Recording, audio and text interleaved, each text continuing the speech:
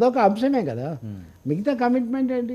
అవును సార్. విష్ణువర్ధన్ రెడ్డి గురించి మీరు చెప్పారు ఖచ్చితంగా టికెట్ వస్తుంది అనుకోండి. అదే విష్ణువర్ధన్ రెడ్డి మీద ఒక స్టూడియోలో అడావుడి చేసిన ఆయనకి ఫస్ట్ లిస్ట్లోనే చంద్రబాబు నాయుడు గారు టికెట్ ఇచ్చారు. అదే అక్కడ క్వాలిఫై అయిపోయాడు కదా ఆయన. కానీ మీరు అక్కడ కూడా చూడాలి, అతను ఒక్కడే అలా పొందిన వ్యక్తి. అవును. ఆఖరికి మీరు ఎంతో పిలిచి ఇంటర్వ్యూ చేసిన మహాచంద్ర రాజేష్ కూడా లేదు, ఎవరికి రాలేదు. అవును వచ్చింది కానీ పాపం మరి అది రాలేదు. రాజేష్ రాలేదంటే ఏం రావడం అండి, అది ఇవ్వడం అంటే నేను పిలిచి అంటే నీకు కట్టుబడాలి. కానీ ఇప్పుడు అదే కదా రఘురామరాజు సమస్య కూడా అదే కదా. ఆయనకు ఎక్కడ గ్యారెంటీ లేదు కాబట్టి ఆయన ఎక్కడ గ్యారెంటీ చెప్పలేదు, అది కూడా ఉంది. ఆయన చెప్పి భంగపాట తలుచుకోలేదు ఆయన. అందుకని నేను పలానా పార్టీ అంటే మళ్ళీ వాళ్ళ మీద చేస్తారని ఆయన చెప్పలేదు. ఇప్పుడు విష్ణువర్ధన్ రెడ్డికి రాదని తెలుసండి ముందు నుంచి, పైగా హిందూపూర్ సీటు. అవును, ఆయన కోరుకున్నది కాదు, ఏం పెద్ద గెలిచేది కూడా కాదు. అప్పుడు తప్పకుండా ఇప్పుడు ఇచ్చిన ఆయన కంటే ఈయన తక్కువ కూడా కాదు. కానీ వాళ్ళు పార్లమెంట్ అంటారా మీరు? పార్లమెంట్ ఈయన కోరుకుంది పార్లమెంటే, కనీసం పైకి అది అంతా అని. జీవీఎల్ సంగతి ఏంటి? జీవీఎల్ లేదు, ఒరిజినల్ బీజేపీ వాళ్ళంతా వెనక్కి వెళ్ళిపోయారు కదా, బాహర్ వాళ్ళే అన్నట్టుగా. సార్ నాకు ఒకటి అర్థం కాదు, అసలు అరకు బీజేపీ ఏమైనా ఉంటుందండి వాళ్ళకి ఓట్ బ్యాంక్ అని? అసలు బీజేపీ జెండా అన్న తెలుసు ఇవన్నీ చాలా మందికి. సార్ ఒకటేనండి, గోదావరి గట్టు ఉంది, గట్టు మీద సీటు ఉంది, సీటులో నా చిన్నమ్మ ఢిల్లీకి వెళ్ళాను చూడమ్మా అన్నట్టుగా.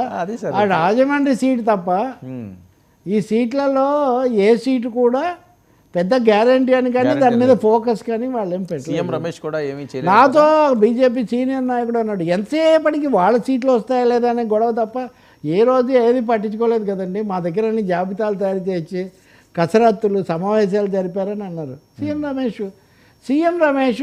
ఇక్కడి నుంచి అక్కడికి పెట్టారు. ఆయన కాంగ్రెస్కి కూడా డబ్బులు ఇచ్చాడు, తెలుగుదేశం నుంచి వచ్చాడు. అంటే ఎవరైతే మేనేజ్ చేయగలుగుతారో వాళ్ళకి అది వచ్చింది, ఈయనకు అది కుదరలేదు. అంటే కమ్యూనిటీ పరంగా కూడా సీఎం రమేష్కి అసలు ఓట్ బ్యాంక్ లేదు అక్కడ. అదంతా కాపు సామాజిక వర్గం, బీసీలు ఎక్కువ. అది కూడా నాగబాబును పక్కకు పంపించి మరీ ఇప్పిస్తున్నారు. కాబట్టి అంటే తెలుగుదేశం లాబీ చాలా బలంగా పనిచేసింది అనే ఒక విషయం మీకు అర్థమవుతుంది కదా దీన్ని బట్టి. రెండవది సిమెంటింగ్ ఫోర్స్ అంటారే, తెలుగుదేశం బీజేపీని అతుకు పెట్టేటటువంటి సంధానకర్తలు, సంధాన శక్తుల్లో సీఎం రమేష్, సుజనా చౌదరి ముఖ్య పాత్ర వహిస్తారు. సీఎం రమేష్కి అక్కడ అకామిడేషన్ వచ్చింది, సుజనా చౌదరి విజయవాడ వెస్ట్. అంటే ఇక్కడ సుజనా చౌదరి లాంటి ఒక బలమైన లేదా వనరులు కలిగిన వ్యక్తి విజయవాడ వెస్ట్ కంటే అసెంబ్లీకి వస్తున్నాడంటే రేపు పొద్దున్న రాష్ట్రంలో ఏదైనా అవకాశాలు వస్తే రాష్ట్ర స్థాయిలో తను మరింత ప్రభావశీలంగా పనిచేయాలనే ఆలోచన చాలా రోజులుగా ఉంది ఆయనకు. అసలు వీలైతే బీజేపీ రాష్ట్ర అధ్యక్షుడు అవుతాడేమో అన్న స్థాయిలో కూడా ఇది నడిచింది. కాబట్టి ఆయన పార్లమెంట్ వద్దనుకొని అసెంబ్లీకి వస్తున్నాడు. వీటన్నిటిలో వాళ్ళ వ్యక్తిగత రాజకీయాలు చాలా ఉన్నాయి. అసలు పార్టీలు యూజ్ అండ్ త్రో అని రాజకీయాల్లో చాలా చర్చ ఉంటుంది కదా. నా ప్రశ్న అంతా ఇక్కడ ఎవరిని యూజ్ చేసుకున్నారు, ఎవరిని త్రో చేశారు ఇక్కడ. అంటే ఈ పార్టీల వేదికలు టికెట్లు ఇవ్వవని తెలిసి వీళ్ళు యూజ్ చేసుకున్నారా, వీళ్ళకు తాము టికెట్ ఇచ్చే అవకాశం లేదని తెలిసి పార్టీలు వీళ్ళని యూజ్ చేసుకున్నాయా? నా రెండో ప్రశ్న ఏంటంటే, ఏమాత్రము స్థిరత్వము లేకపోతే జరగదు అని తెలుసు, మీడియాలో చాలామంది మిత్రులకు సీనియర్లకు తెలుసు, తెలిసి కూడా hundreds of hours of airing time, public mind కూడా టైమే కాదు, ఎందుకు ఎంటర్టైన్ చేయడం, ఎంగేజ్ చేయడం, నోయింగ్ ఫుల్ వెల్ అనమాట. కాబట్టి ఇప్పటికైనా కానీ బహుశా చంద్రబాబు నాయుడు అయినా ఏదైనా అసెంబ్లీ సీటు నామినల్గా, అదే నా ప్రశ్న కూడా అదే సార్.